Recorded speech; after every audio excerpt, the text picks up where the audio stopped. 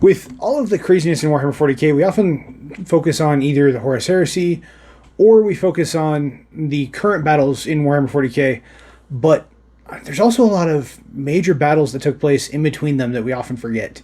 But I found at least 5 major battles that hadn't been addressed yet, so I wanted to bring them up with you guys today to kick off Season 3 of Readers of Wargame.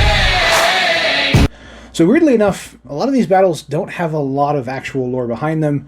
They're often just referenced in a book somewhere, or more importantly in codexes in a few different places, but you don't get a lot of details. And I'm hoping that, just like Games Workshop is doing with the Scouring after the Horus Heresy, they'll keep working their way through it. We also have the War of the Beast and the Siege of Vrax are the 2 major ones that we have actual lore for, but we're missing a lot of major ones.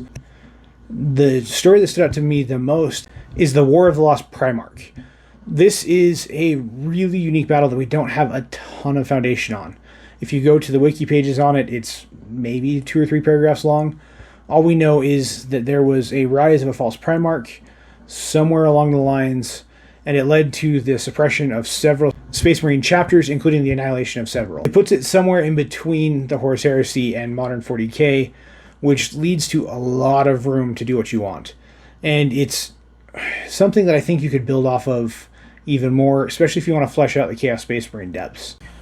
The next battle that I wanted to talk about took place about 1,000 years later, during M35, and that is called the Pale Wasting. Nowadays, it's believed that this was one of the first contacts with Tyranids.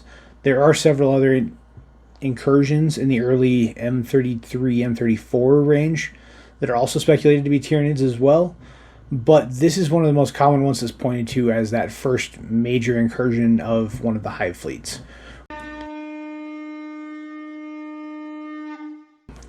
The third battle is one that we actually do have a decent amount of lore on.